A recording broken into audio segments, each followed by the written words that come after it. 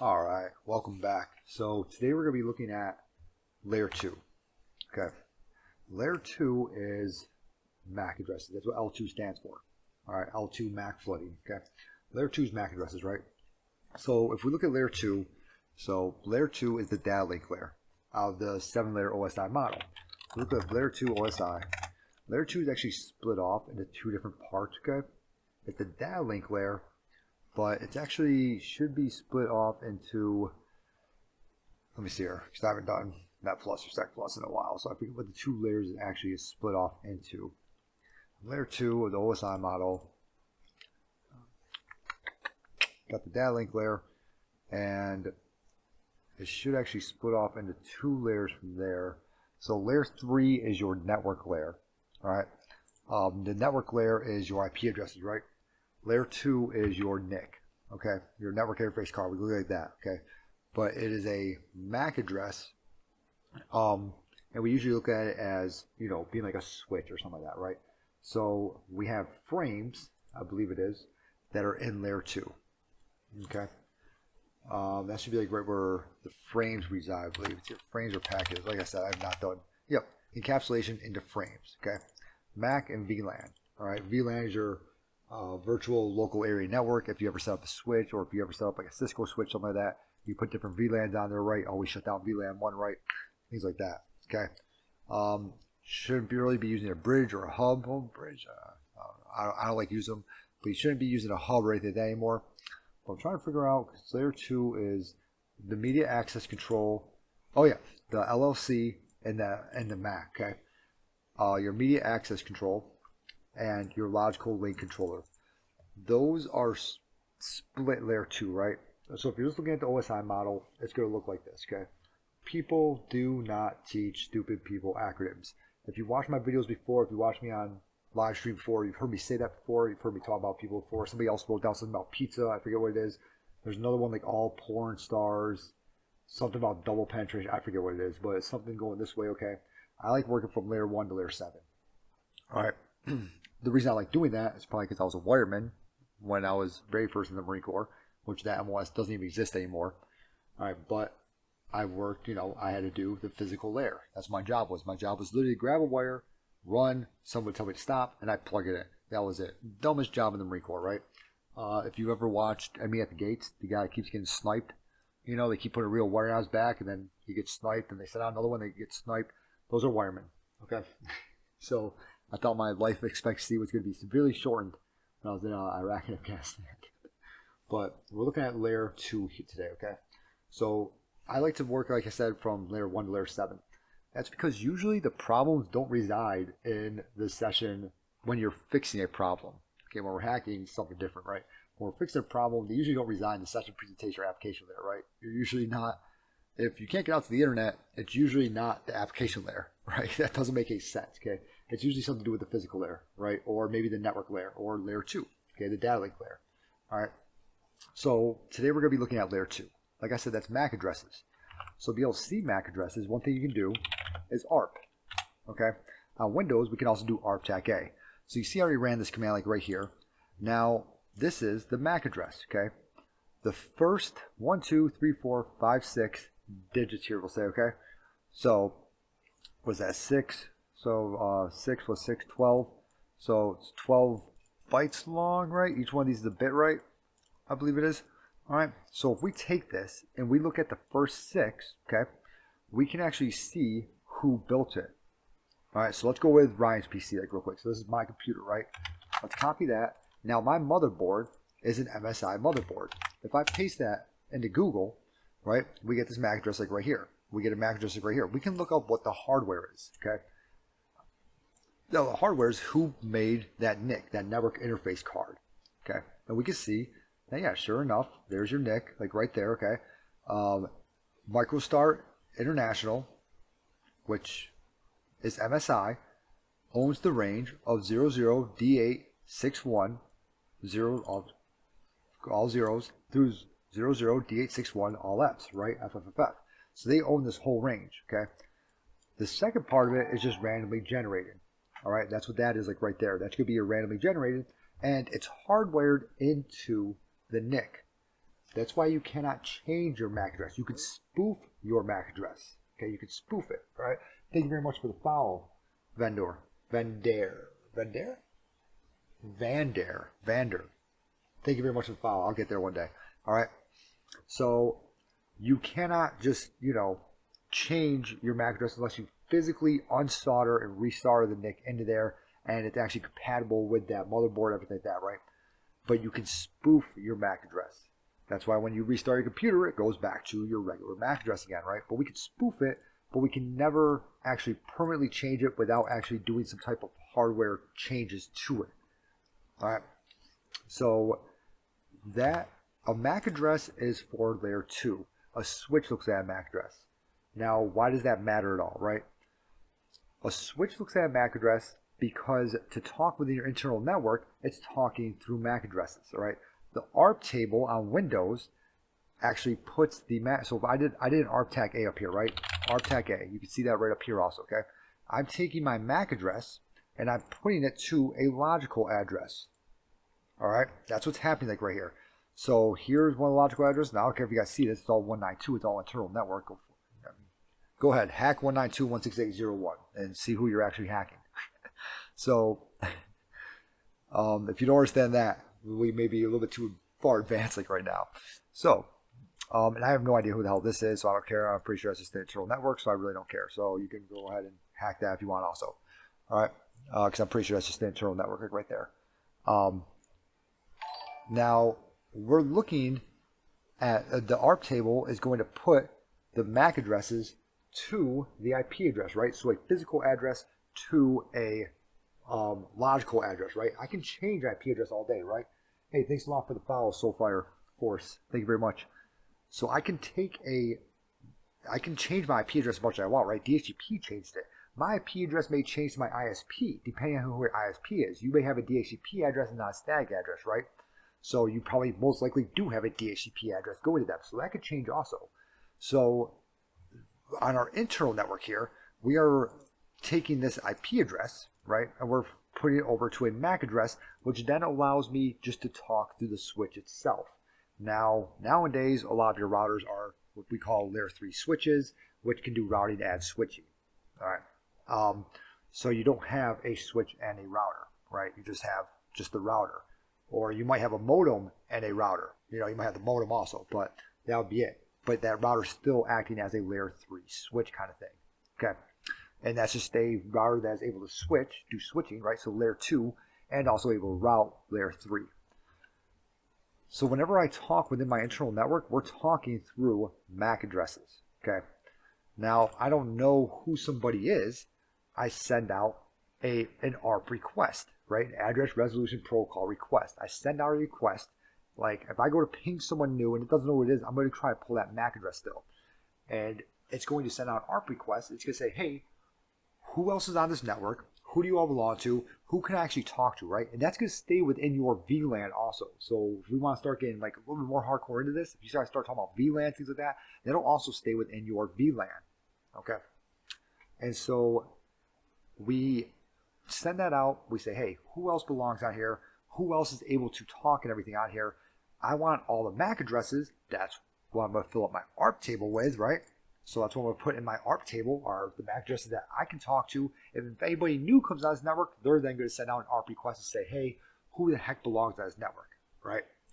So today we're going to be looking at how to tell someone that we are now the switch, or you need to talk to us before you can get out. And that's really what ARP spoofing is like right there. I'm saying, hey, I'm the freaking switch. You need to talk to me. All right. Or I'm telling the switch that, hey, I talk to the gateway. I talk to the router, right? When it's saying LAN gateway, like right here, it's talking about the router. I talk to him. You can talk to me. I'll send that traffic back to you. You can then talk to him, but I need to know about all of your traffic. And that's what we're doing here. Okay. That's what we're going to be doing with a man-in-the-middle attack. They need to talk to me first, then they could continue out that network. All right. Man-in-the-middle has gotten harder to actually do, get HTTPS stuff going across because of HSTS. All right, so that's something, if you guys want to start looking at that, that's way beyond what we're going to be doing today. But that's because of HSTS, so we can't I mean, we can read. There are ways to be able to make it do an HTTP only and things like that, or make it go back to HTTP and stuff like that. There are different attacks to try to strip SSL and things like that, but they're making it harder and harder to do these attacks. All right. So let's go ahead and let's start to do some man-in-the-middle attacks. Now, I've done these before a long time ago. I've not used them in a very, very long time. So this may take me more than once to do, just so you guys know, okay? But we're going to go ahead and we are going to log in, I guess, to the switch through SSH. All right, let's see what kind of switch we're working with here. So we're going to SSH. Are there any limitations getting ARP information from the table? What do you mean by any limitations? Like, you don't want someone to send out an ARP request, or do you want to try to get a new ARP request, something like that? What do you mean by that? Hopefully I can answer it. So my job is networking. So I do a lot of layer 2 stuff, but I'm not like layer 2 guru and things like that. Is it only LAN? Yes. Okay, so as soon as the MAC address hits the router, that MAC address is stripped. All right. It's only on the LAN side. So it's only within your local area network. Layer 2 only works within the local area network. All right. So LAN. Once you hit the network layer, now we're talking about your wide area. Now we're talking about actually leaving and going out to the internet. All right. So that's like right where the network layer comes into play. But yes, layer 2 can only talk within your local network. MAC address is stripped. Okay. Now my router, because between me and my ISP, right? So my internet service provider, that router link right there, it looks at it as a local area network because I'm directly connected supposedly to my ISP. So the router sends its MAC address across, and then my ISP strips it off, and then they send their MAC address across, and then that gets stripped off, and it just keeps going and going and going. But as soon as you hit a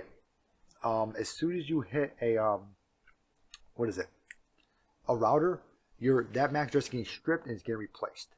Okay, so there's actually, I think it's in CCNA, maybe, and pretty sure it's a CCNA. There's like a question to where there's like 20 different switches and routers over that, and it's like, what's the final MAC address? And you have to go through it. It's really just what's actually connected. So the router only routes networks. Even if you have a layer 3 router, it's still now doing, in a layer 3 router, or a layer 2 switch, a layer 3 router. Okay, a layer 3 switch still only, like, it's going to switch. Yeah, it's going to do all the stuff within the internal network, your LAN. As soon as it hits that layer 3 portion of it, as soon as you're using IP address now, it's going to strip that off, put its MAC address on, and send it out. Okay, so that is something like right there. Now, when you're looking at Wi-Fi, all right, here's one thing. When you're looking at Wi-Fi, stuff like that, and you're trying to figure out who's on different Wi-Fi, and you're doing a Wi-Fi attack, you can see the MAC addresses that are on it. So we could look up Ring doorbells MAC addresses, and you could start to attack Ring doorbells and things like that, because of those first 3 digits in there, right?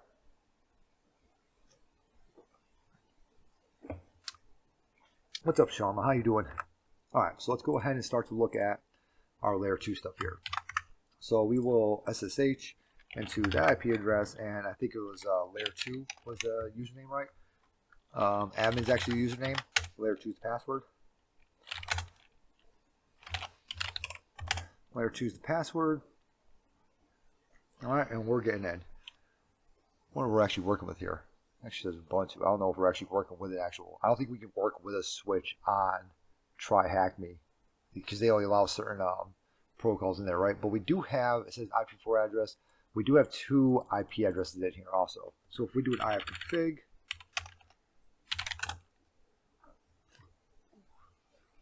oh, okay. Can I do that? Or do I have to do like an IP ADDR? Or is it IP space ADDR?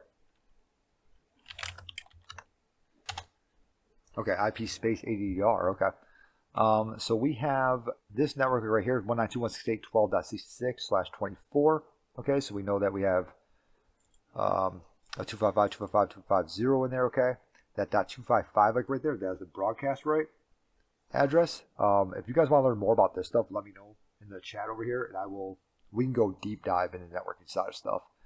And then over here we have Ethernet 0, which is most likely going to be, that's /16, which most likely 10.7 87. Yep, so that's going to be this guy over here. Okay, so we got that, right? So we have two different networks here. Let's do an arp-tag-A. Okay, let's do an ARP. Do we have an ARP in here? ARP is not found. Huh, okay. So it looks like we can't even look at the ARP quest there. So it says he suggests using the root user in this room, so sudo su tac. And it was layer 2 was the password for admin, and now we're in root. Okay, cool. Yay. Network discovery, right? I'm starting my 100-day streak on THM for today. I will share my learnings and done by each from my Twitter, guys. Yeah, I saw that. You and your streaks, dude. I can't get that, but I literally can't even get that high. I'm not home for more than 100 days at a time. I literally can never even get that. I don't have internet, I don't think, for more than 100 days at a time. So I saw that. I was like, geez, man. Okay, as mentioned previously, the host is connected to one or more additional networks. We are. You are connected to the machine via SSH on Ethernet adapter Ethernet 0. The network of interest is connected to Ethernet adapter Ethernet 1. First, have a look at the adapter IP address show Ethernet 1. Now remember, we are already connected on to this guy, so we can see Ethernet 1 because he is part of Ethernet 1, right? He has Ethernet 1 on him, right? That's what he's doing here. We're using GNS3 here, it looks like. Let's go ahead and do an IP address show Ethernet 1. Okay, we already saw that from right up here, right? We know that's a /24 network, so .255 is going to be our broadcast address, right?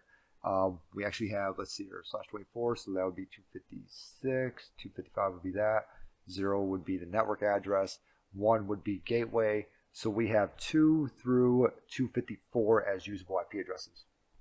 All right, so we take 256 minus it by 3, I know that would actually be 253, I understand that, don't worry about that, okay, which means that we have 253 usable, because we have 2 through 254. What is your IP address? This is my IP address right here. That's a /24. How many other hosts are there? I don't know actually, because I can't do an ARP, so I actually don't know. How would you like me to look at that? How many hosts? How many other live hosts are there? Let's see here. Saying like these guys. How many other live hosts are there? You want me to do like a ping across like this like entire network right here? That. I can try. I'm gonna go with 0, or like 1 maybe, because that other one that's on the network. No, that's not it. Then 0 then. I don't know. Let's see here. Let's try to do a ping sweep. There's mmap on here. Mmap is on here. Okay, cool. Mmap tac sn for the 192.168.12.0/24. There we go. Let's try doing mmap ping sweep there. Why don't you write write-ups? You are awesome with PowerShell. I'm sure you got plenty to show this. Mostly just because it's all on here. That's why I don't really write write-ups very much. Mostly just all on here. Oh, you want me to start and put them on Medium or something like that? I don't really have the time. That's really what it is. I don't really have the time. So it looks like we have 1, 2, 3 hosts on here, right? We have Alice, we have Bob, and we have Eve. So if you also ever do any classes, you're going to hear about Alice and Bob all the time. All right. If you look up anything like how TCP/IP, how that actually works, things like that, you're going to hear about Alice and Bob all the time. If you ever look up encryption, Alice and Bob, they're always the ones getting slammed with stuff, right? So go ahead and do 3. And what's the host name? Should be 3, or am I one of them? I'm probably one of them hosts, so it's probably 2 because I'm .66. I'm Eve, huh? So it's probably 2. Alice and Bob. What's the host name of the first host? I'm going to go with Alice. All right. Passive network sniffing. All right, so let's see here. Simply scanning those hosts won't help us gather useful information. And you may be asking, what could a pen tester do in this situation, right? Okay. Depending on the rules of engagement and scope, you could try sniffing traffic on this network. Now I do have, that's what would be medium and all personal blog. I mean, I could show them. You know what? We'll see. I'm leaving for deployment like a little bit, so I'm obviously not going to have time to do it at that point. Either that or I write them all up during deployment, get back and start sending them off places or whatever else. But we'll see, Sharma. Maybe. Depends on how bored I get on deployment. Depends on after the 27th time of watching Mr. Robot, if I just can't watch it anymore. Alright, so we have this like right here, right? I do have a video of why is Telnet bad, it's called, on YouTube. And that actually shows me actually sniffing the Telnet password.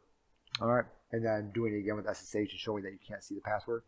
So the very first thing we're going to do is we're going to run TCP dump on Ethernet 1, right? TCP dump, tech guy, Ethernet 1. We got a reply, Bob is at that, okay? And we got, looks like ICMP. So it looks like we're getting pings out there, right? Now this could just be just the network just talking, in all honesty. It could just be network traffic, in all honesty. So we got a lot of pings going in and out, right? This is to put it over to a PCAP file with Wireshark can use, stuff like that. Can you see any traffic from those hosts? We can see traffic because we're getting traffic from Bob. He's pinging Eve. All right. You get the ICMP request the whole time, but we're not really seeing anything useful. So I'll say yay. I mean, we can see traffic. Yeah. What keeps sending pack? Who? Bob does. What packs are being sent? ICMP. Okay, what's the size of their data section? The size is what, length 634, I think. No? Let's see, it is a ping. That's pretty huge for a freaking ping. Let's see here. What is the size of their data section? Request, who's Bob? Tell Eve. That's what I'm talking about with the ARP request, like right there. I was saying, like, hey, like, they'll send out ARP request stuff with that. I mean, that's what size I got.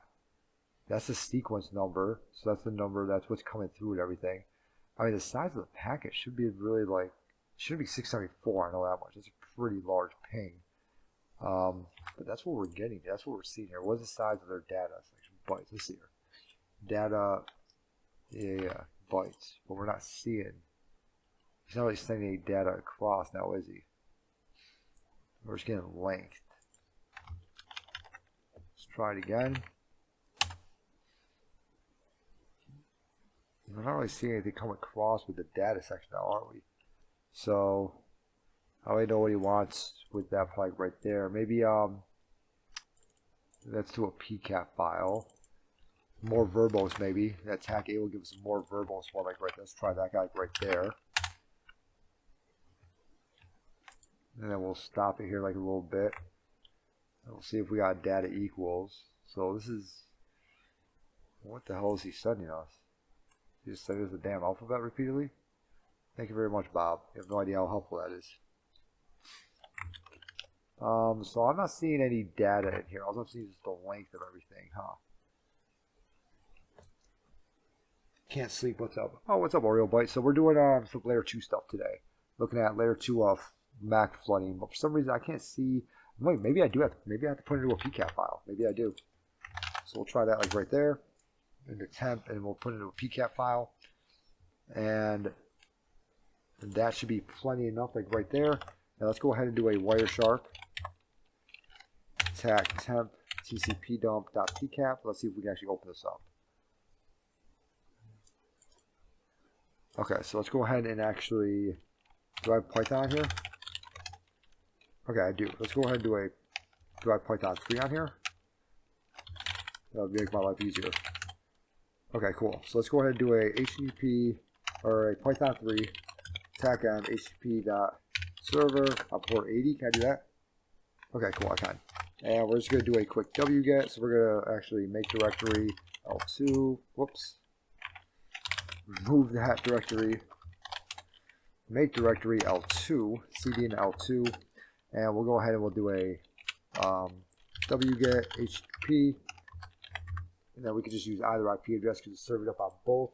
Did you do the new THN network? I've not. So I kind of messed around with it like a little bit just at work. I don't really see a point in it. If there is, then maybe I'm just not seeing it, or maybe I just haven't gotten far enough into it yet. But so far, I've just been kind of just answering questions on it, and not really doing much with it. I don't know. It's weird to me. Should be able to see that one at least. That was the IP address, right? I should be able to see that. Maybe because we're on, you know why? Because we're on that 192 network. Am I going to actually be able to even see that guy? I'm probably not going to be able to see that guy now, am I? So I'm about to SCP that over. So we're going to do an SCP. Huh. How am I supposed to look at that guy now? Because he doesn't have available deployment platforms. Reinstall his application may fix this problem. Because I can't see the Wireshark for that dump file like right there. Yeah, I think I'm just missing something with it. Like I haven't really done too much with it, Oreo Bite. So I feel like I'm just missing something with it. Um, I should probably look into it more, but I don't know, I haven't really messed with it very much. I kind of started messing with it, and I just didn't feel like it was really like a network. I guess I don't know. That's what is kind of weird to me. So we're not able to look at that Wireshark. It doesn't look like right now. I don't know how many. I don't know what the data amount of traffic is because we're not seeing it and hear it all. But maybe we can answer that later. Maybe we can figure something out later. Let's see here. How does he have it? Example: transfer packet using SCP and open in Wireshark. Okay. So SCP, M, boom, boom. Get to other time machine. Okay, so can I do that like this for my attack machine? And I named it, yeah, I named it TCP dump. Okay, let's try that.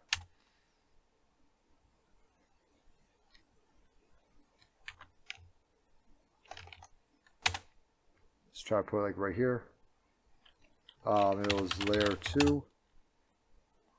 I didn't even think about that. I can go out there and grab it from him and bring it back to me, can I? I didn't think about that. Where's the PCAP file? PCAP file is in the temp folder on this switch over here. Okay, it's supposed to be like a switch, but if I do it IP ADDR, I have been automatically logged into this 192 network, so I'm not able to actually just go out there and just grab it like that. So that's probably why. And I can't do I can't try to pull that because it's not going to be able to meet up with that guy. But we do have it now. So let's go ahead and do a Wireshark for that TCP dump.pcap. Let's see what we got here. So looks like we do have our echo. We have a bunch of pings here, right? Ping, okay. Data 666 bytes. All right, just for your guys' own information, port 666 is actually owned by Doom, which is hilarious because it's actually the well-known port numbers, and Doom bought it really before Doom came out. You know, well, I think it was MS-DOS. It was like 1993. Okay, so let's see here.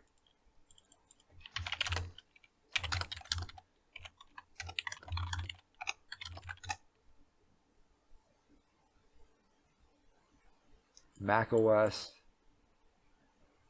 Because I used to play it, and it had a freaking,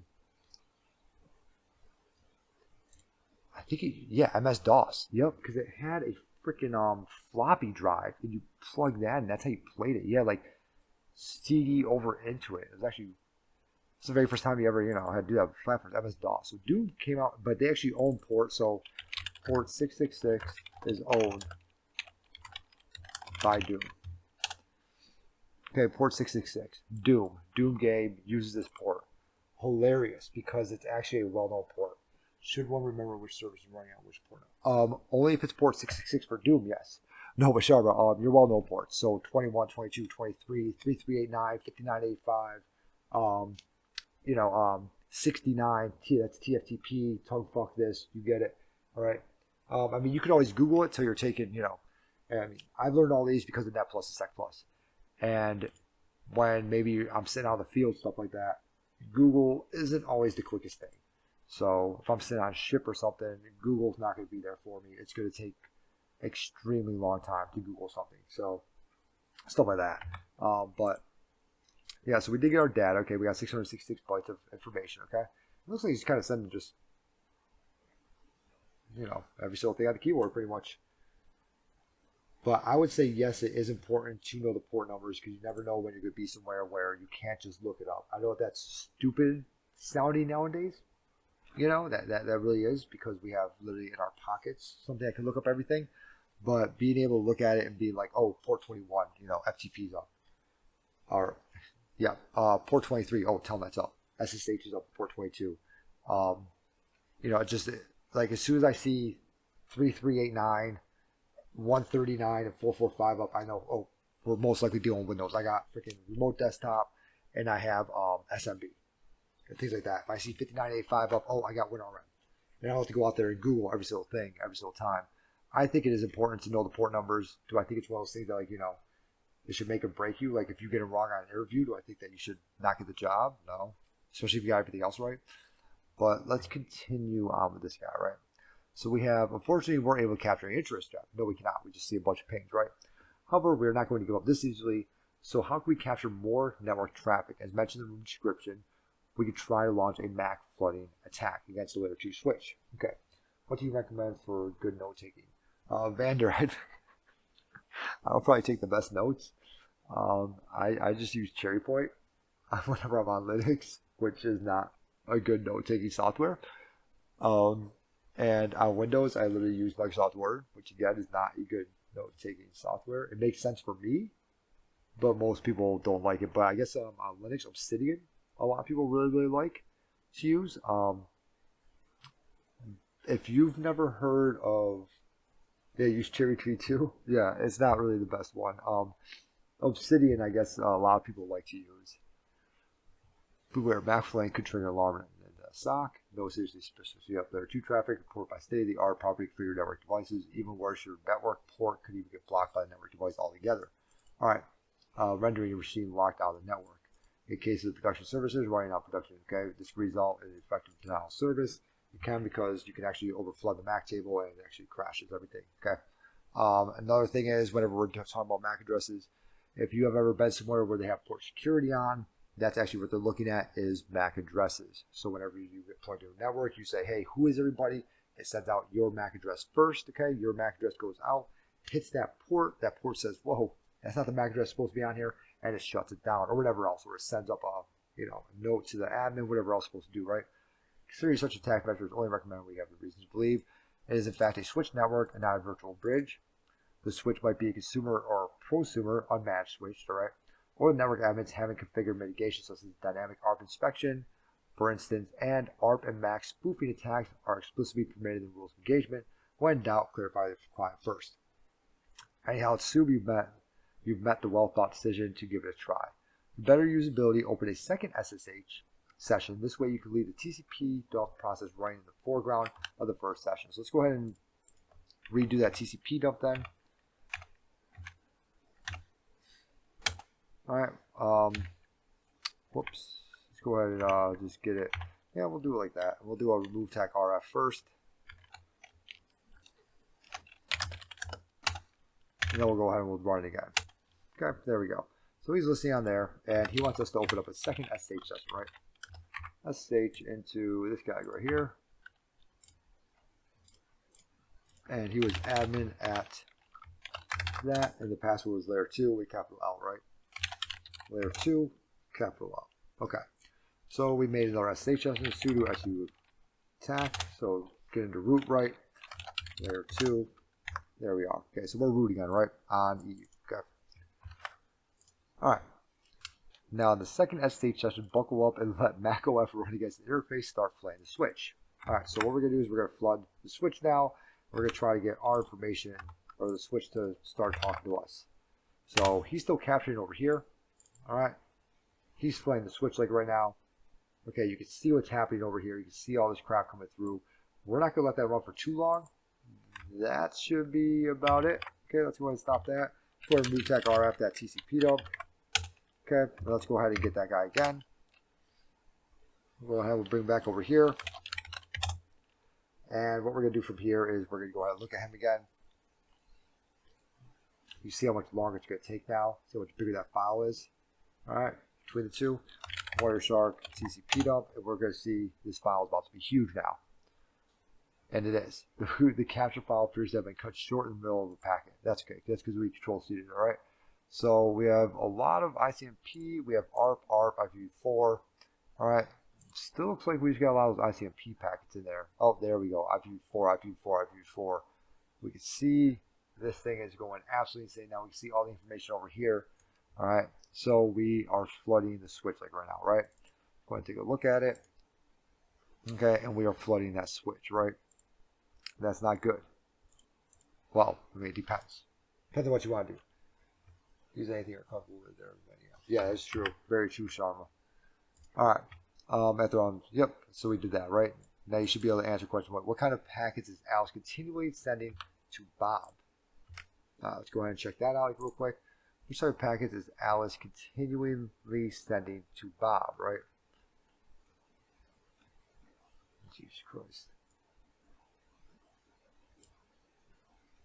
I mean, I'm not Alice, so I have no idea. What are you talking about?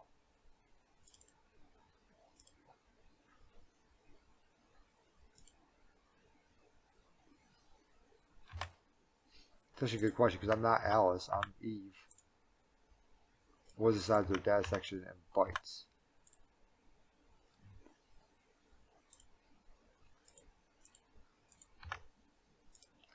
I mean, were we supposed to let that run for longer? I feel like we shouldn't really have it let that run much longer, right? Because we're not, it's not like we're spoofing anything. It's not like we're becoming Alice or anything like that just yet. Mac OS, yeah. You're now 1. So let's see what's going on here.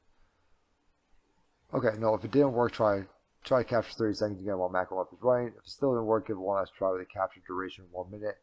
As the measure of last work, try using aircrack-ng and choose file task with the R&D flag plug. Okay, so let's go ahead and we're actually going to run this aircrack like right here. All right.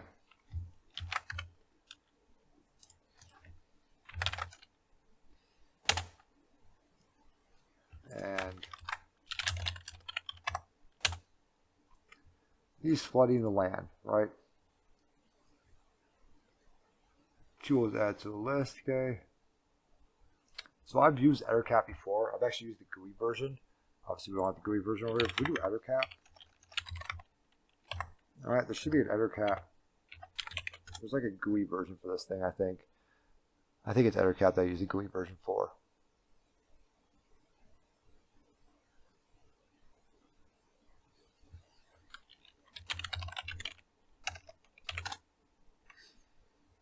I thought there was a GUI version for this guy. Maybe it's like that. Yep, there we go. I've used this before. GUI version of aircrack. Never really used it over something like this. Okay. So let's go ahead and quit that. Q is to quit, by the way. All right, for aircrack, and let's go ahead and bring that file back over here for our Wireshark file. Whoops, that's not what I wanted. Thank you very much. Exit out of here. Exit out of here. Let's go ahead and get that file back over to us. We'll look at it again.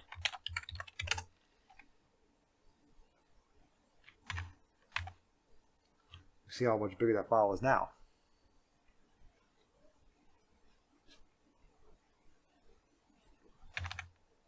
Starting to see that file becoming bigger and bigger and bigger. All right. File been cut short. That's okay. So,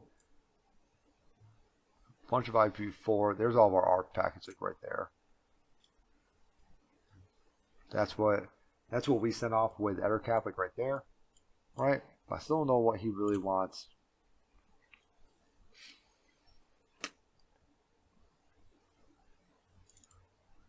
Tell him about this like right here.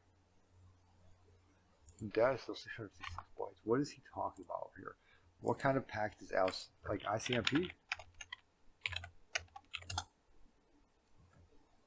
What is the size of their data? What is the size of their data section in bytes? Is Alice sending to Bob? So we need to figure out who Alice is, like real quick. Which one was Alice? Because I don't remember.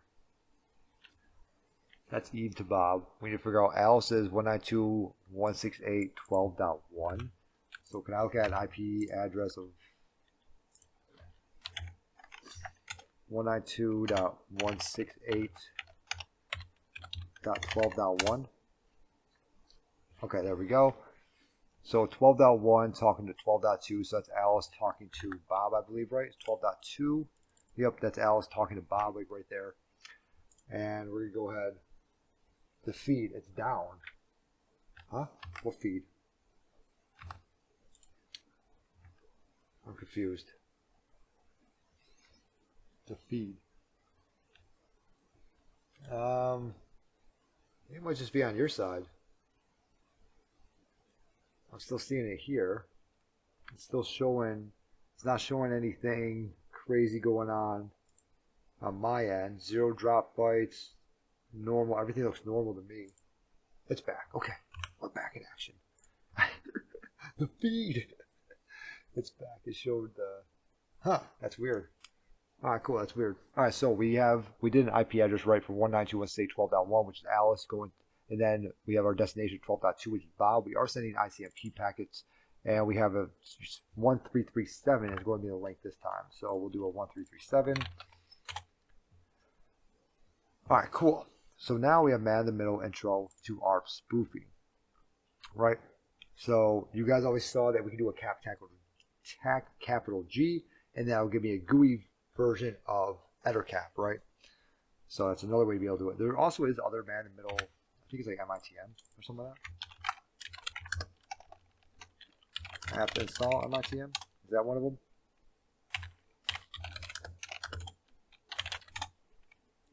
I don't know if there's other man in the middle ones, but yeah, I've used ettercap before, and there's another one that I used. I don't remember what it is. There are however measures. Okay. So as you can see, we're trying to take this land user. He's talking to a switch or whatever, coming down to me, going back up through to our gateway, right? As you may have noticed, max flooding can be considered a real noisy technique. You guys obviously saw that. In order to reduce the risk of detection and denial of service, we will leave macro up aside for now. I've never used that before, I'll say that much. Instead, we are going to perform so-called ARP cache poisoning attacks against Alice and Bob, and attempt to become fully fledged man in the middle. For a deeper understanding of this technique, read Wikipedia article on ARP spoofing. The attacker sends a spoofed ARP message to associate the attacker's MAC address with the IP address of another host. The way to be able to find if someone has done this is whenever you look at your host table, you will see two different IP addresses with the same MAC address. That is impossible. You cannot have that. There you go. Okay. Causing a traffic map for that IP address to be sent to the attacker instead. Now, obviously, we would want to have the router or our layer 3 switch be there. We would want to be their MAC address, right? Because then we're going to see all the traffic sent to that switch. ARP spoofing may allow an attacker to intercept data frames on a network, modify the traffic, or stop all the traffic. Often the attack is used as an opening for other attacks such as denial of service, man in the middle, or session hijacking attacks. Okay. There are, however, measures and controls available to detect and prevent such attacks. In the current scenario, both hosts are running an ARP implementation that takes pains to validate incoming ARP replies. What takes pains? Without further ado, we're using ettercap to launch an ARP spoofing attack against Alice and Bob and see how they react.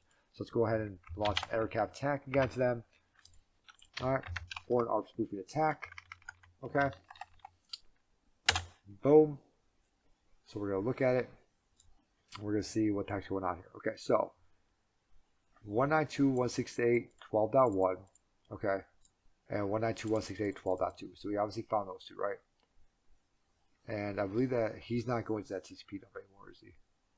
We're just spoofing what's in between them, right? Is that what we're doing now?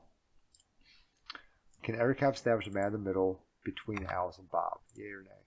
It's not looking like it because we should be able to see other traffic coming through. So it doesn't look like it to me. Would you expect a different result when attacking hosts without ARP? Probably. You guys will see actual sniffing in the next one, so you'll see what I'm talking about when I'm saying I don't see anything coming through. Alright, let's go ahead and stop that. Q, just quit. I always forget that. Okay. So, that one is done. Let's go ahead and start up this guy. I'm going to take a quick break, let this guy start up, let this guy do its thing. Frank, how you doing? Stuck at task 7 on this room. Which one's task? Oh, man in the middle sniffing? Stuck here? Well, we're about to go through it. Hopefully. Or we're also about to be stuck. We'll go with this is yes. Yay. Oh, it's a nay. Damn. 22. Damn. Alright.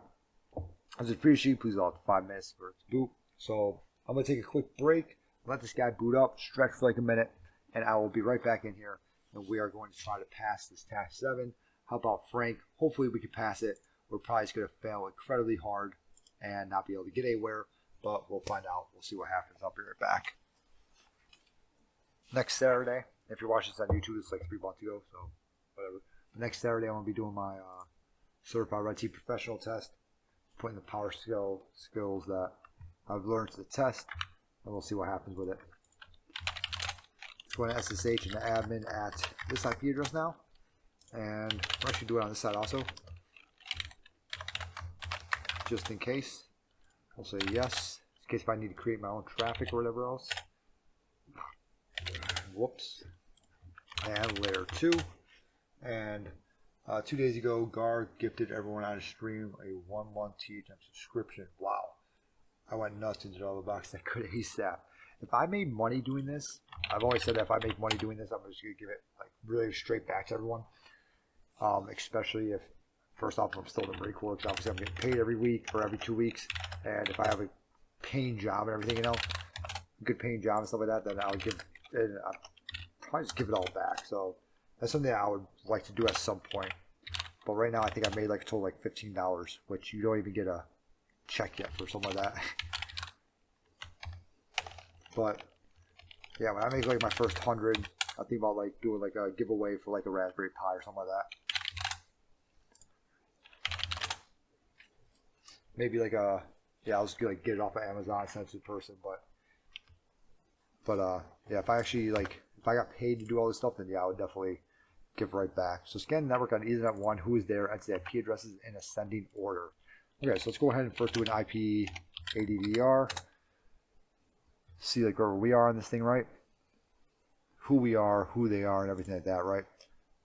Seems to be running a little bit slow. Probably because Frank's on it. Probably messing it up, aren't you, Frank? We're very good at explaining. Good at Vander, I don't know. Tell the Marines that.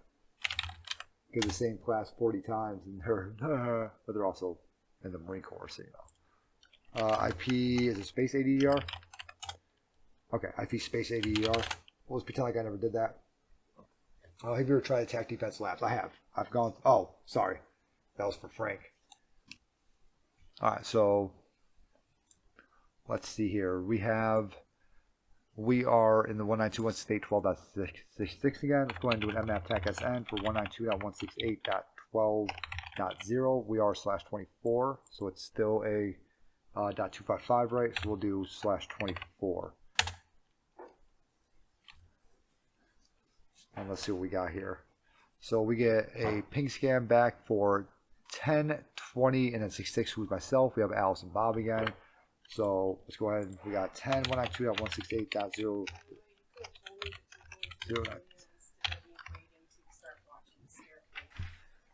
And 12.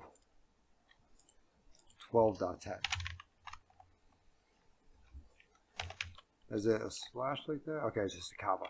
192.168.12.10, comma 192.168.168.12.20.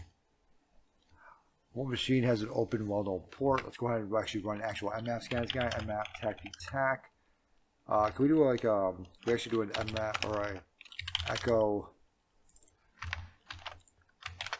that guy into IPs.text, and then we'll echo this guy, and we'll append IPs.text. So if I do a cat IPs.text, we see we have both of those there. So we'll do an mmap tac IL, IL like that, yeah. IPs.text, tac b tac, tac vv, tac do not ping. There we go. The attack and defense is the network that Certified Red Team Professional has, and pretty much you go through it and you have to, you pretty much just everything that you learn off of that. A lot of the stuff that I've taught you guys within there, through PowerShell, stuff like that, came from the Certified Red Team Professional. I just made my own network. I used theirs, made my own. It's obviously not the same exact thing, but you pretty much you go through it and you have to kind of hack your way through it, stuff like that. It's a lot of fun. But it does cost money. But it does come with the Certified Red Team Professional course. Can you access content behind the service from your current position? That's a good question, actually. Good curl.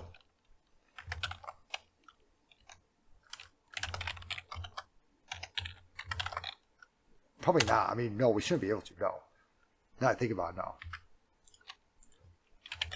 Because it's 192 network, right? Can we see anything meaningful? I mean, let's find out. Shuttle. attack DHNR, whatever, okay. This is going to run in the background, right? And we're going to do it for admin layer 2. I think that's how you do it, right? That's the password, right? And then we're going to say TACX. We also have to change out the IP address. Let's find out if we can actually see it. Let's do a shuttle for 192.168. Oh, wait, no, it's going to be that 10 network, isn't it? It's going to be, where's it at? This network right here. And we're going to do attack X, right, of 192.168.12.0/24. I'm not going to do it in the background because I want to see, is this actually going to work? And we're going to try to go with this guy, this 12.20 network. Yes, this is outside the scope of this box. Okay. Let's see if we can maybe turn on Wreath, right? The Wreath one that we have. Try server fusing connections. That's not going to work also. That won't work right there. It shouldn't work at least.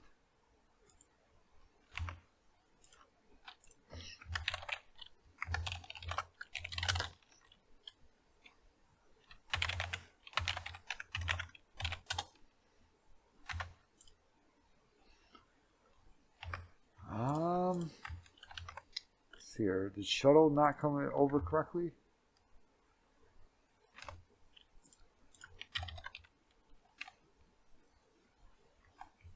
Oh, that's why.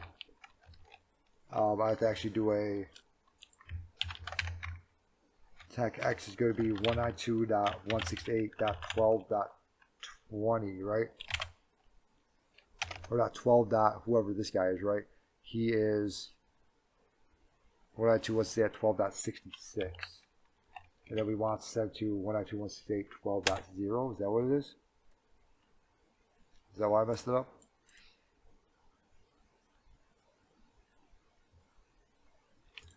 Doesn't look like it. Still doesn't look like it's working. Oh, it is. There we go. Can we do admin layer 2? Admin. Admin password. Oh, we're gonna get into this guy. So we can, technically we can, but not without shuttle. Not with what they taught us so far. We cannot. But we technically can get into it. We're gonna go ahead and stop that in case it decides to mess everything else up, but we will come back to that. So we can technically do it if we really, really want to. You see meaningful traffic to or from the port passively sniffing on your interface on Unit 1. Okay, so let's go ahead and head back up here. Or we can, yeah, let's go ahead and head back up here. Let's see what we're doing. Passive network sniffing, right? So we're going to go ahead and we're actually going to dump it in that TCP dump again, okay? So we'll do that. But we're going to call it TCP dump passive. Okay? And it is on Ethernet 1, correct? Ethernet 1, 192.168.12.6, yep. So let's go ahead and do that. So we'll do our TCP dump. Listening, all right, it's going to dump it into there. So we'll kind of wait for that guy to come through. And we'll just go ahead and do another SCP. And it is going to be admin, boom, boom. And it's called TCP dump passive, right? All right, that should be long enough. And let's go ahead and grab that. That's not the IP address now, is it? Go and delete that. We'll copy this. Go back to here. Throw that in there. And then we'll call this layer 2. Or password layer 2. And we'll go ahead and we'll Wireshark that file like right there.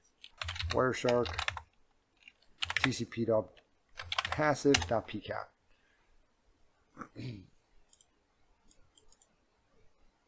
I see shit.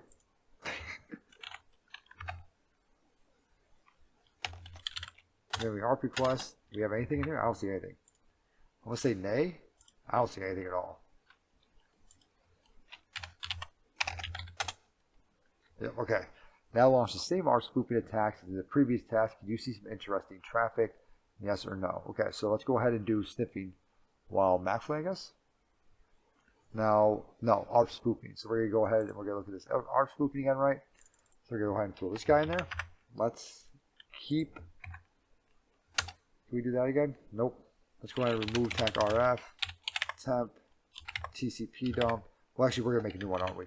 We're going to call this spoofing.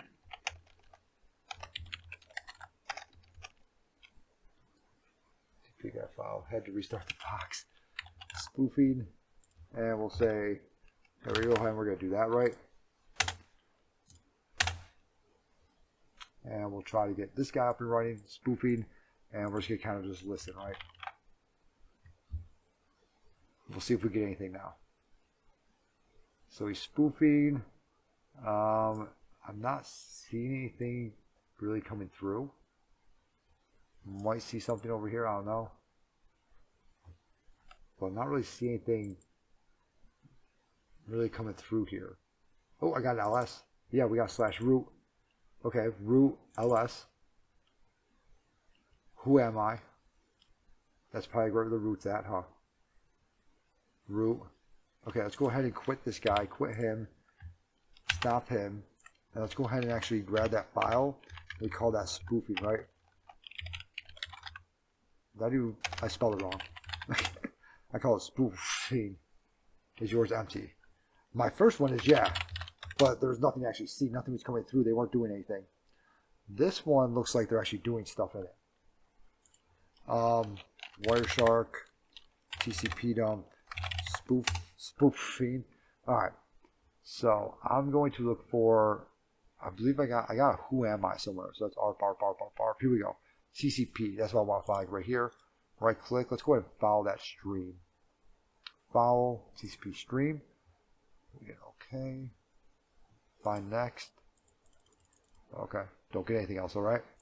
Close out of there, I guess. Get test.text from HTTP. What is that? I want to follow that HTTP stream. So he's getting test.text authorization basic. So we have a what looks like to be. Let's see here. We want to go to CyberChef. It just looks like base 64, so we could just do it on Linux on Kali there, but go on CyberChef, and we have admin secret P4ZZ. Let's go ahead and copy that and actually go into our 192. Let's try admin. Paste that in there. Sign in. Oh, I don't have shuttle running, do I? Stop that. Let's go ahead and get shuttle up and running again. I know we're going way above and beyond what we have to here. I understand that. Okay.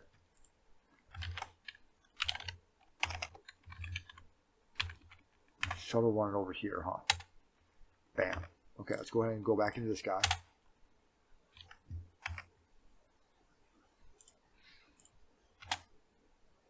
Okay, so that password did work. So we have test.text. Okay, we have user.text. This, ooh, look at that. Who's sniffing our creds? I am. Okay, so I should probably answer more questions, huh? Okay, now he wants to ARP. Okay, yes, we can see traffic. Who is running that service? Root is. Or who is using that service? It had to be Alice then. 12.10, so yeah, that's Alice. What's the host name? What's the host name the requests are sent to?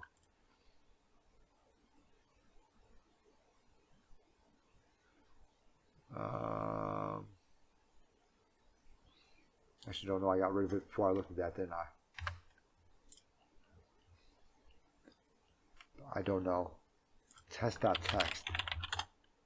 What is the text in this file? Okay. Which credentials are being used for authentication? Admin. Not that. Crap. I gotta open up that Wireshark again, don't I?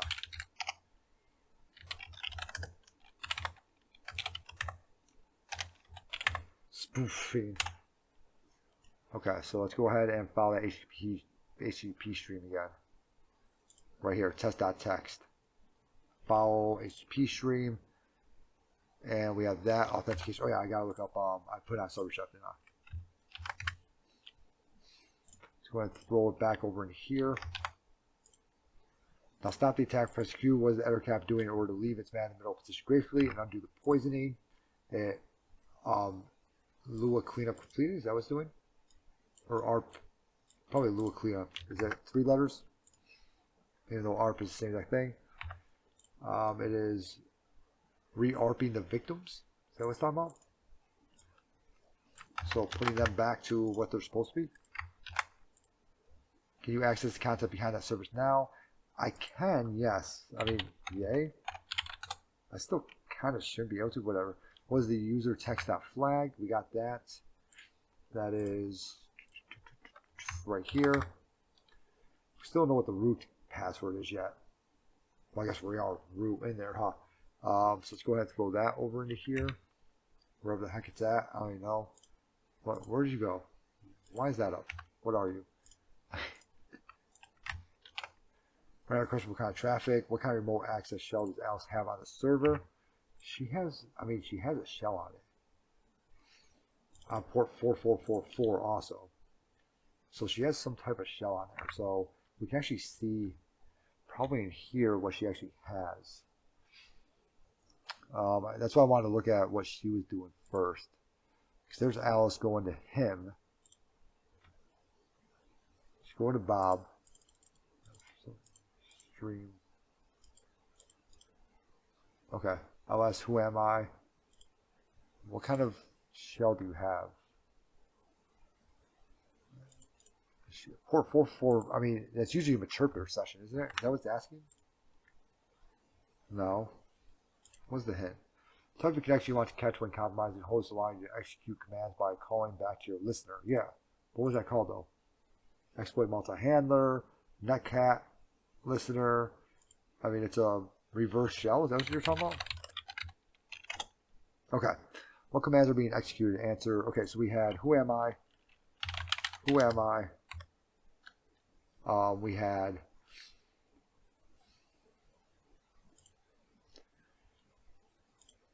what else do we have? Who am I? PWD and slash root. Well, slash root isn't really a command now, is it? So we have who am I? PWD. Or if it's supposed to be slash root. And we also have ls. Who am I? How does this thing actually look? Who am I? PWD ls. What is the listed files? Which of the listed files do you want? User.txt? What do you mean, test.txt then? I don't understand. Which of the listed files do you want? I don't know. What do you mean? I only saw a couple files on there. Civil HP. I got test.txt and user.txt. She made reverse TCP back to him, right?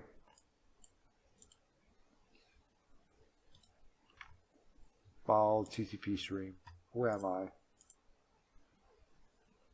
Who am I? Root, PWD, root, ls.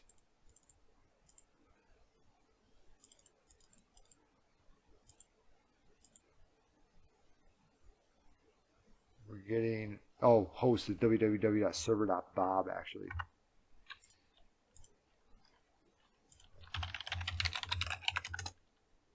Okay, and which of the list of files do you want?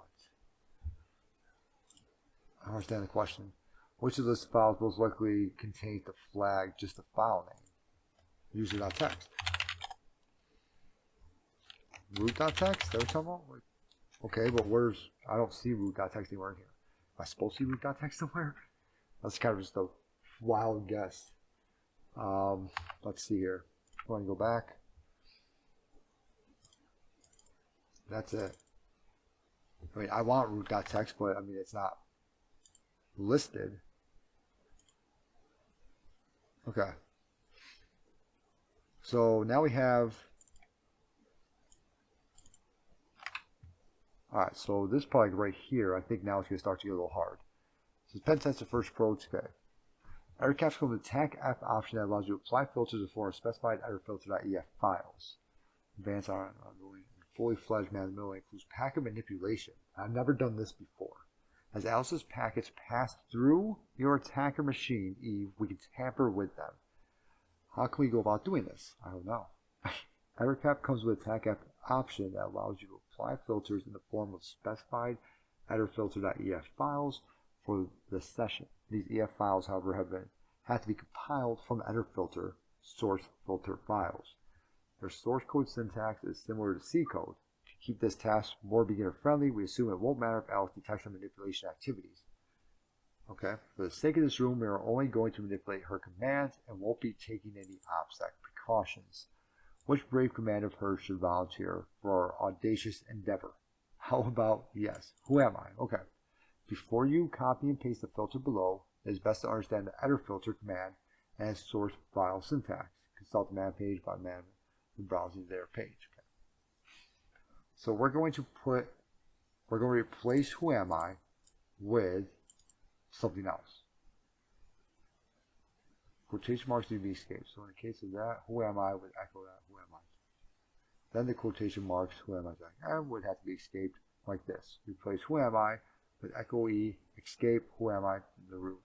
To see the solution for this reverse shell payload, click the drop down arrow. The following is an example reverse shell in Golang with quotation marks already escaped. Following to compile the ECF into an EF file. Okay, so let's go ahead and look up can we do like an header filter like reverse shell? Is that what's happening right here? Let's try to look up a header filter reverse shell. Play Metasploit's interpreter with man in the middle and aircrack HTML.ef tag ML. Now we waste some time on the network to download it and execute. Okay, phishing, hack tools, cheat sheet, how to use command injection to pop a reverse shell, how to connect a device when using a reverse shell, hacking tools, cheat sheet.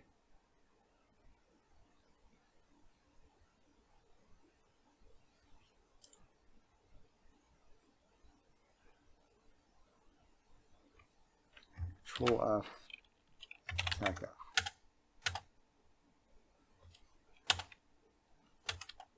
Attack F somewhere in here. Mash it 5 times somehow. I just don't know where. I'm moving around these matches. Oh, anti-forensics. Never mind. Attack G's to get that guy right there. Okay. Aircrack filter examples. Header filter examples at master GitHub. Okay.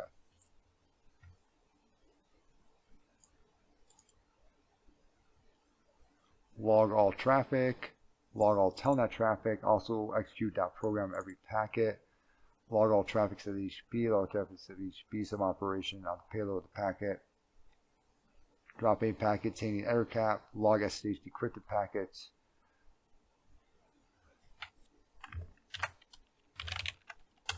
Okay, nothing with reverse shell. Fun with aircrack filters. Let's see about this. Nothing with shell in here. Now is there?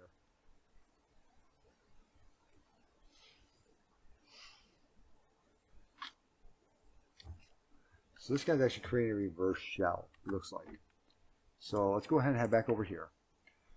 So to see a solution for the reverse shell payload, click the drop down. Okay, so echo, package main import, operating system execute, import net, function main, net dial, TCP, boom, boom. So it's obviously going to port 6666. Command equals execute dot command bin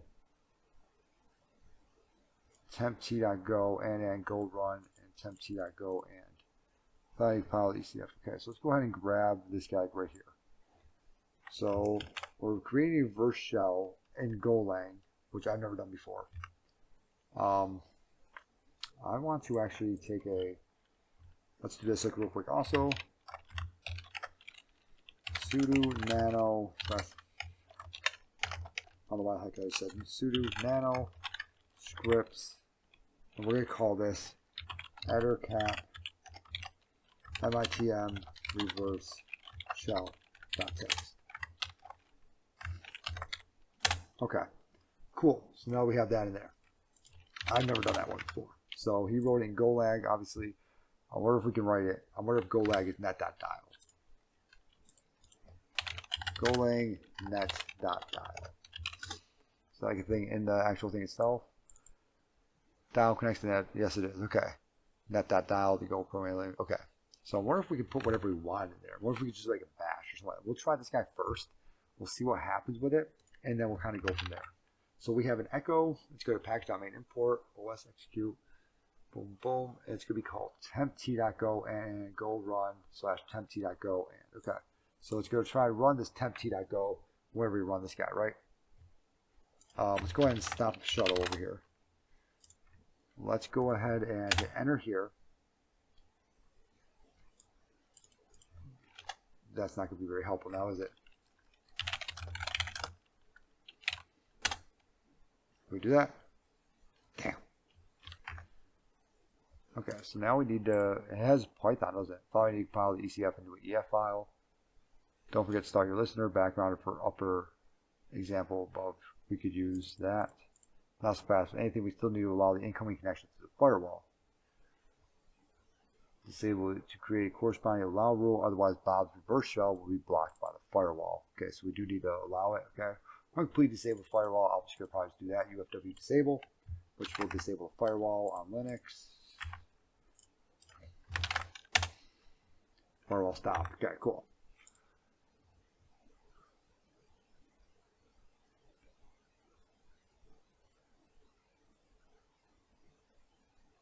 Aircraft are pointing efforts to your actual targets and only display traffic between them. You can specify them as target groups.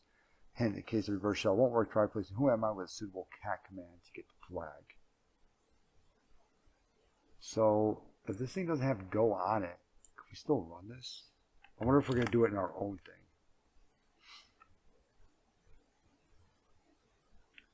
And then we're going to send it over to it. Finally, you compile the ECF and do an EF file.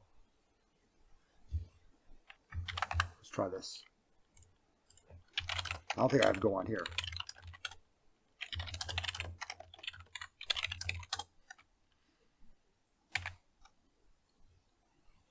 What is it again?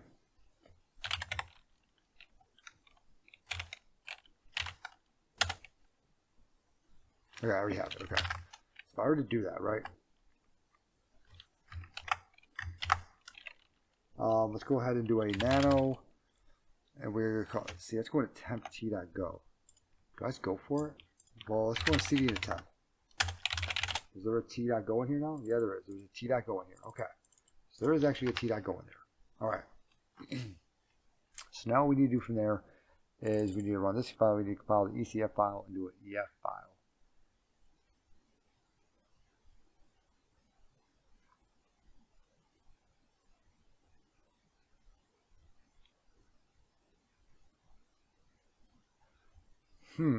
Okay. Echo that.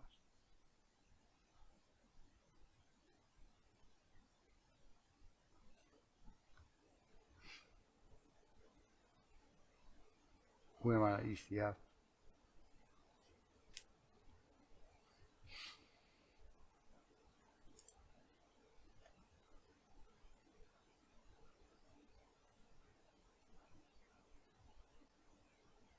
Okay, so this must be the, this is the ECF file right here. This is the, so let's go ahead and do a nano scripts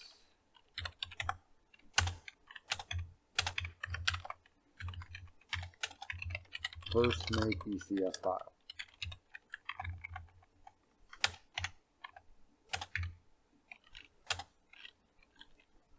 Make rev shell using go. Okay. So first we need to make an ECF file, right? Let's go ahead and do a nano who am I .ecf.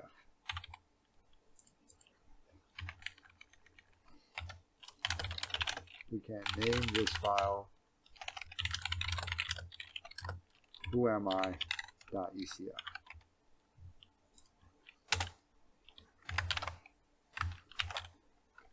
And we are doing TCP source 4444 and search data, who am I, log data, root aircrack-ng, replace who am I with the reverse shell, which is this, right? So we need to replace that guy with the reverse shell, thus allowing us to create that whole thing, correct?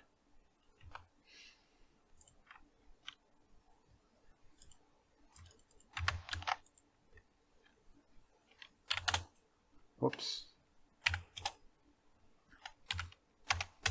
We'll save that like real quick and we'll nano him again. We go back and we're actually going to replace this guy, reverse shell like right here, with this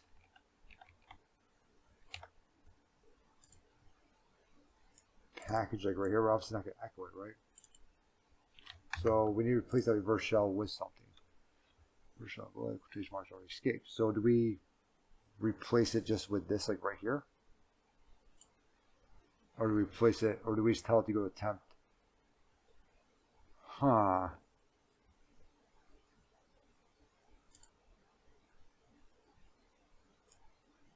Well, it's going to run it, isn't it? Because it says run like right there. But this doesn't have go on it now, does it? We're going to try it.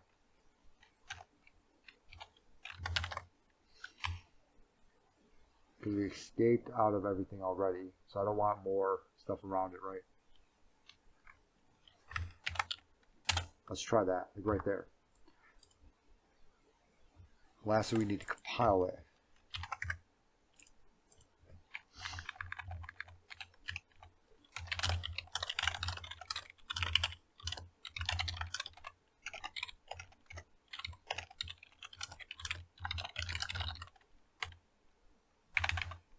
Okay.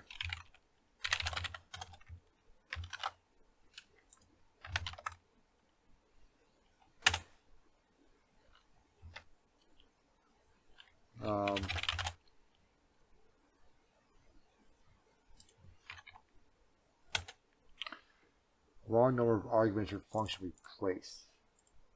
Huh? So we're replacing here? Replace who am I? Okay, let's try to do a nano again. And replace cat.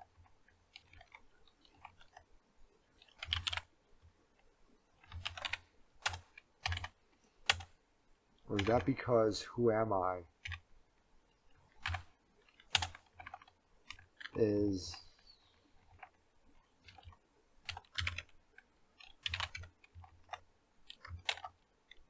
I don't know if I have to exile these or not.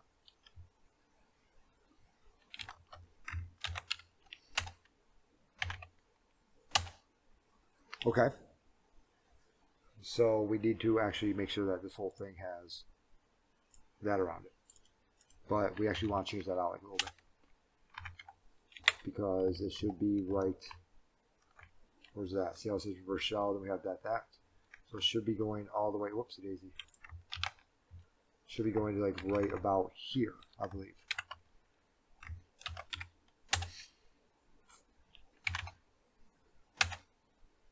Okay. So supposedly we just did that. I don't know yet. Now let's go ahead and don't forget start our listener. Yep. Okay, let's go ahead and start our listener. NC-TAC LVMP.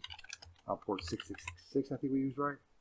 It's going from port 44, but we go over here. We do have port 6666 over here, right? Yep, we already tore down the firewall. Okay. That's bad. Okay, we already did that. Now run aircrack specify a newly created header file. So a few seconds after executing command, you should see that header filter message connection blah blah in your netcat output, which means you have just called reverse shell from Bob. Now you can quit header-cap with Q foreground and netcat. Okay, with foreground. To restrict header-caps are pointing efforts to your actual targets and only display traffic between them. You can specify them as target groups 1 and 2 by using //token answers. Okay, I see. Alright, let's go ahead and try this out. And hopefully we see something out here. We pretty much copy and pasted the thing. So I think whenever who am I comes across, I think we're going to run. Just try run rev.go. I don't know if you guys saw that or not. Rev.go, root.txt, server.h, www.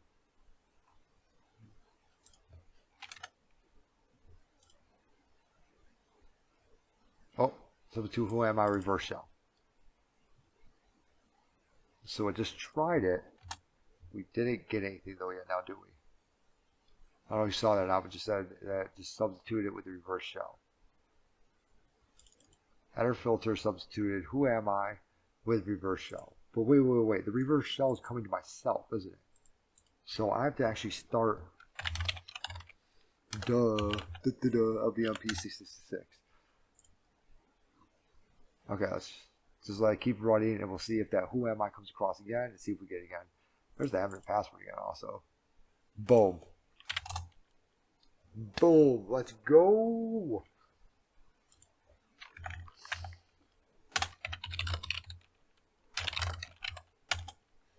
Let's go. There we go. That's pretty freaking cool, like right there, huh? And we are 192.168.12.20. That is pretty freaking cool. Host name of Bob. That is, yo, let's go. That is freaking cool.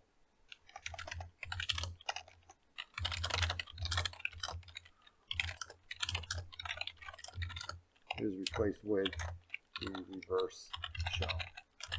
And we get a callback. Callback on our listener. Let's go. CD into /root, I guess. Cat root.txt. Let's freaking go. That is pretty freaking cool, like right there. Now, can we just do that with, let's change this up like a little bit, huh? Go ahead, nano that ettercat. What the hell is that file called again? Who am I? Nano, who am I? Yeah. .ecf. Okay. Not you. Control-X. We nano the other one. Yeah. Who am I? .ecf. That's correct. I want to see if we can just replace who am I with cat. I want to see if we do this.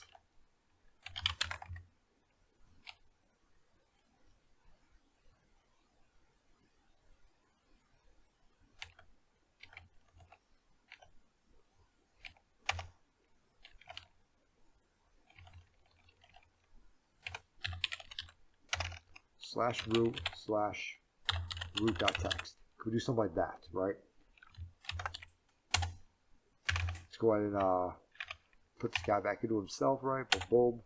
Okay, and let's go ahead and start this guy up again. And we don't really need to create a listener anymore because we don't have anything listening, do we? Let's go ahead and run this guy again.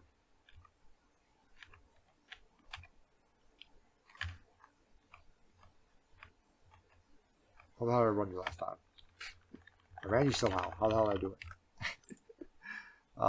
Yeah, there we go.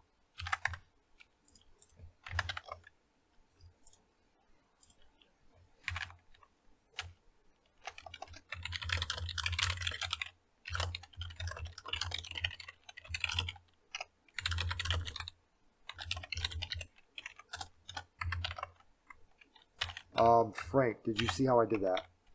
Because you were having problems with 7, right? So I want to see if root.txt actually comes through with the cat.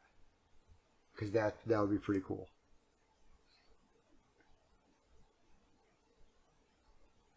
There /root. Okay, I want to see if, boom, there it is right there. So it does. So cat came through, THM wanted evil man in the middle you are. And that was our, boom, let's freaking go. That is cool. Can we do a Python reverse shell? Can we do any reverse shell we really want to, right? Can we type in like which bash? Or can we type in which netcat? Can we type in netcat? Let's see, does the thing have tacky in it? No, it does not. Okay. Does have bash. So can we do like a cat script bash reverse shell? So I don't do it with Go because that one I feel like it's more confusing. And that was 0.66, right? No, 12.66, right? We can try port 999. Let's try that. So I've never really used Go before. Let's try a bash reverse shell. Let's see what we get. See if we get it. Well, I should just say port 6666. I'm already listening on that port. Let's see if we get that.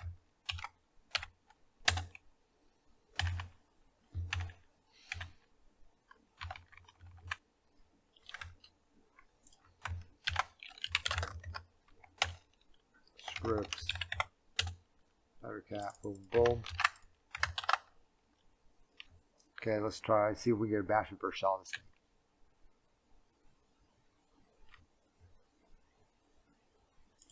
Supposedly it did it, but we're not seeing it over there. Still getting that cat though for some reason. Or did I scroll up too far? I might have scrolled up too far, that's all.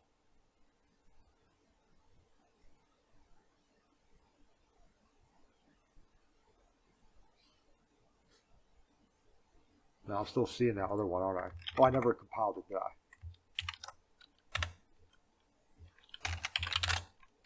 Let's compile it now. Okay, now let's do it. See if we get a bash reverse shell. My bash reverse shells I don't think have been working, but I've tested them just locally and they've worked just fine, so. And let's go.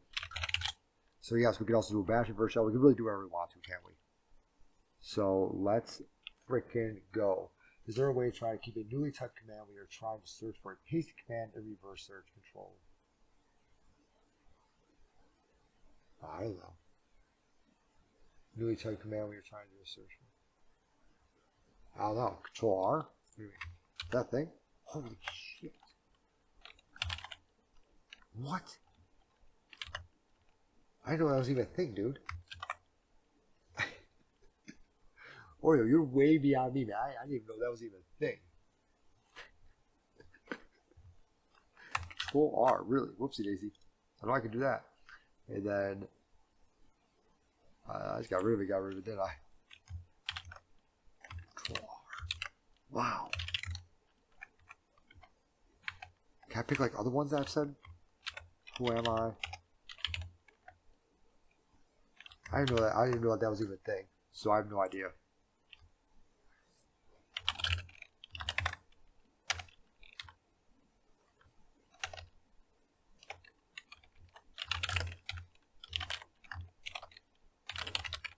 Not the best shell I've ever seen, but you know, something.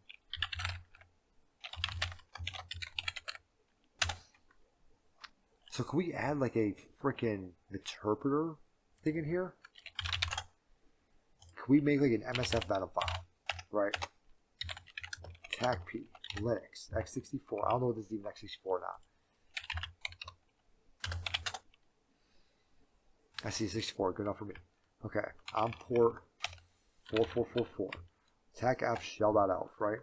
Can we run localhost? We'll say is 192.168.12.66. Now I'm just freaking going way above and beyond here. Let's see here. Can we run this? Okay.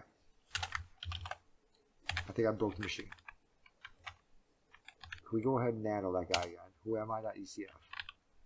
Can we replace whoami with wget? I can't wget, can I? Oh, I can SCP it over. Can we SCP this guy over?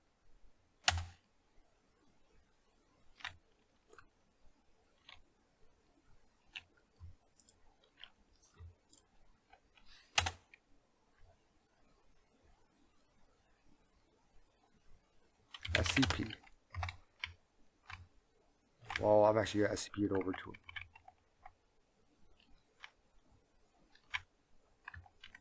I forget how to do this all the time.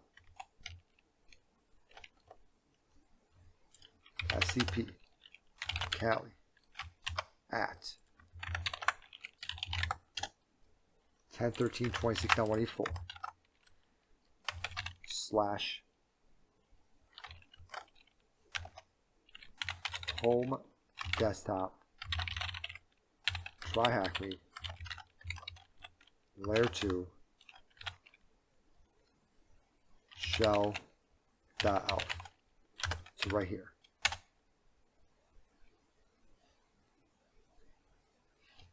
Okay. Well, I do SCP it over to somebody else.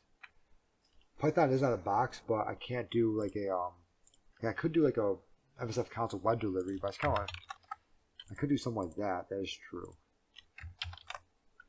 I can also SCP it. I know I could SCP it also. I just suck at it. All right.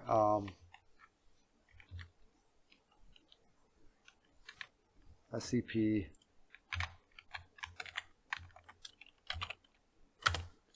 SCP over I think I do shell.elf, right? Shell.elf into admin at 10 dot, I don't even know what, 10.10.183.248. And we're going to do that into /Eve. Where am I?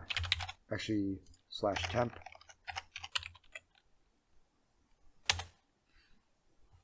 Can I do that? Layer 2.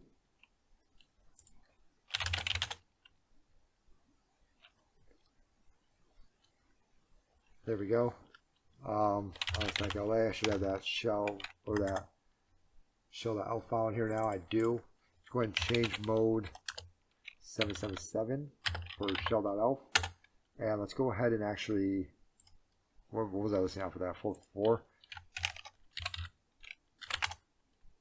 And see attack LVMP 4444. Okay, now let's go ahead and do that thing again, right?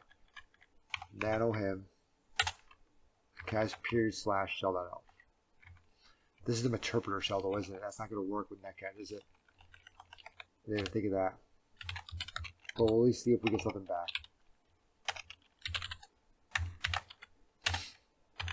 Because I can't actually talk directly to that guy. Well, I can't talk directly to that guy. That's what the problem is right now. I can't talk directly to that 192 network. But I can with shuttle, huh?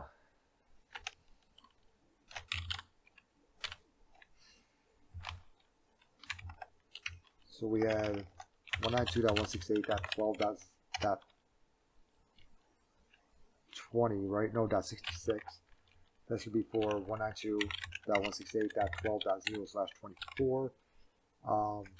This one's going to be 192.168.12.66. This one's going to be, what is it? It's going to be admin, and then layer 2, like that. Right? So, I wonder if it knows where to go to actually run that file. That could be another problem right there. It still hasn't called anything back yet. But we should at least see that and try to get something, you know what I'm saying? It's just not going to be pretty. Let's try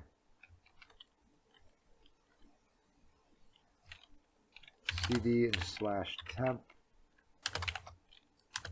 period / shell.elf.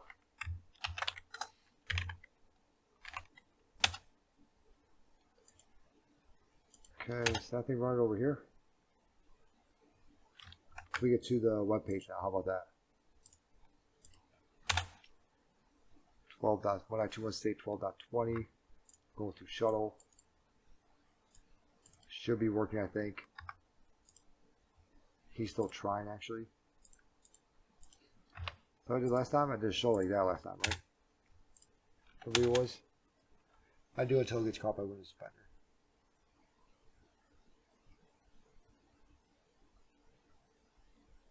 Command Unix reverse bash. Yeah, I could do that. Command Unix reverse bash. I think no matter what we do, I think it's going to work. Okay. Bin bash. Okay. I'm doing the same thing I did. Whoa. Okay. Do the same thing I did last time. I never actually compiled it.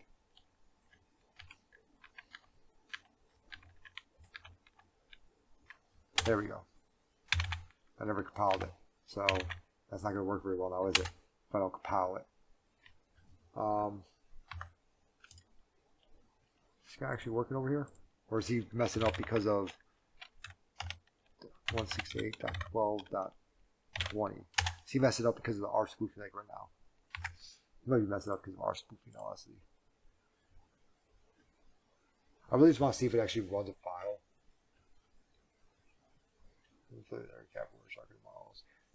Works as well. 192.168.12.6. That's what I am on, right? 12 dot whatever. Yeah. Admin layer 2, 12.6, 12.6, 6. That's weird.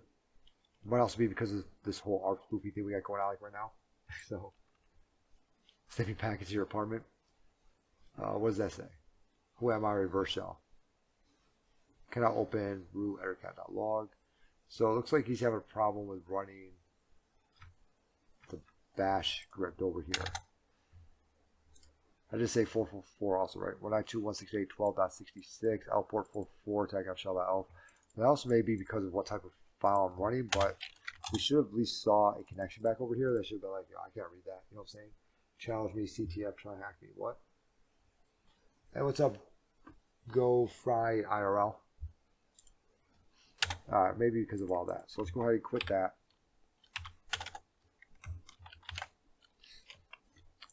Let's try to get the shuttle up and running again.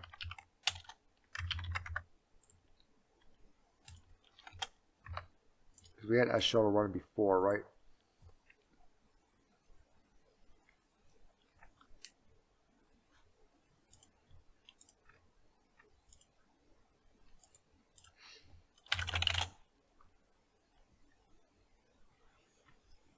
So the elf's not even in here.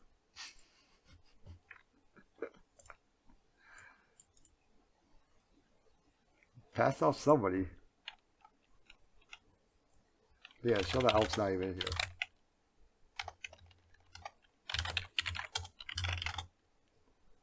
I wonder if I have to do it for like Eve temp or something like that. SCP shell elf admin at that /temp /shell.elf. Do I have to name it?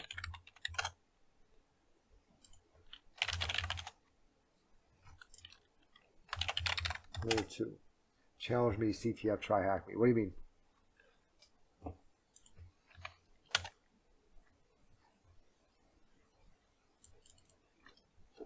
Wasn't in there? May have been in there. I may just be freaking lost.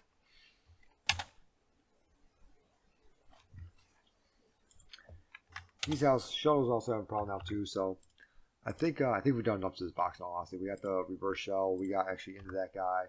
We did a shuttle. We got into 192.168.12.6. We got into 12.20. I feel like we've done enough to it. So I feel like that's going to be it for today. Probably not going to be streaming again tomorrow or next day or anything like that. We'll be streaming for like a little bit now. And then this upcoming Saturday will be live streaming and stuff like that. So that's going to be it for tonight. I feel like I've done enough to this guy so far. Because we got it in with the bash and everything like that. So thank you guys for watching. You guys have a good one. Let me go ahead and check out some more InfoSec streams. See who else is on like right now. I usually send you guys over there. Who's this guy? Top Clean? Kayleen? Who this guy is. What's he doing like right now? CTF over the wire. Next noob on continue. So he's doing over the wire like right now. Doesn't look like over the wire though. And that's also in a different language too. And I'm looking over here, and that's also a different language. So I'm going to go ahead and let's throw you guys over to BCH30. We're usually stream around the same time. So you guys have a good one. And yeah, I will talk to everyone later. Thanks for sticking around. Thanks for dropping by. And yeah, have a good one.